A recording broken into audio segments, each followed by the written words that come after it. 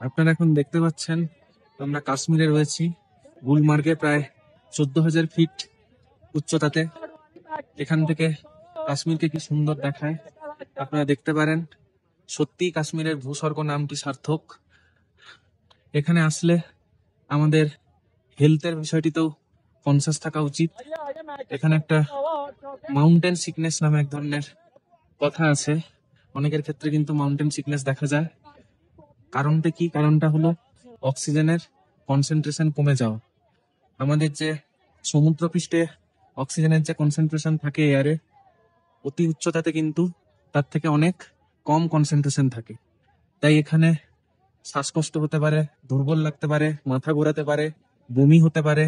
এই জিনিসগুলো কিন্তু খুব কমন। এটাকে বলা হয় মাউন্টেন সিকনেস। এছাড়াও এর কিছু এক্সট্রিম ফর্ম রয়েছে, যেটাকে আমরা বলি হাই অল্টিটিউড পালমোনারি ইডিমা এবং হাই অল্টিটিউড সেরিব্রাল ইডিমা, অর্থাৎ হেস এবং হেপ।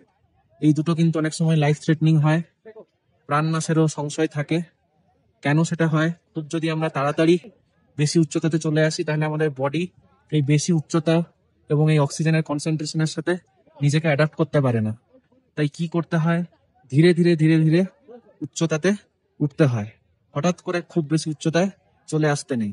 যারা মাউন্টেনিয়ার্স রয়েছে তারা কিন্তু এই জিনিসটি ফেস করে থাকে। তাই দেখবেন এভারেস্ট বা এই উঁচু পর্বত শৃঙ্গগুলি আরোহণ করার সময় কেউ কিন্তু হঠাৎ করে ওপরে উঠে যায় না। তারা বিভিন্ন জায়গাতে বেস ক্যাম্প করে, বডিকে অ্যাডাপ্ট করে নেওয়ার সুযোগ দেয়। তাহলে কিন্তু এই মাউন্টেন সিকনেস অনেকটাই কমে যায়, আমাদের বডি অনেকটা বেশি অ্যাডাপ্ট হয়ে যায়। এই হেস এবং হেপ কি? হেস অর্থাৎ cerebral oedema, high altitude cerebral oedema. এখানে আমাদের যে ব্রেনে যে নিউরনগুলো থাকে, সেই নিউরনে ইডিমা হয়, অর্থাৎ জল জমে সেটা ফুলে যায়। এবং হেপ, হাই অল্টিটিউড পালমোনারি ইডিমা, সেখানে আমাদের ফুসফুসে যে অ্যালভিওলাই থাকে, সেই অ্যালভিওলাইয়ে কিন্তু জল জমা হয়, ইডিমা হয়। তখন আমাদের শ্বাস প্রশ্বাস নিতে কষ্ট হয়। তাই এই বিষয়গুলি আমাদের খেয়াল রাখতে হবে। বেশি উচ্চতাতে আসার আগে আমাদের এগুলো মাথায় রাখা উচিত। এবং কখনো যদি আপনার দুর্বল লাগে, বমি হয়, মাথা ঘোরায়, তাহলে সাথে সাথেই যেটা করতে হয় সেটা হচ্ছে আপনাকে তাড়াতাড়ি র্যাপিড ডিসেন্ড করতে হয়, অর্থাৎ আপনাকে খুব তাড়াতাড়ি নিচে নেমে যেতে হবে, আর উপরে থাকা যাবে না।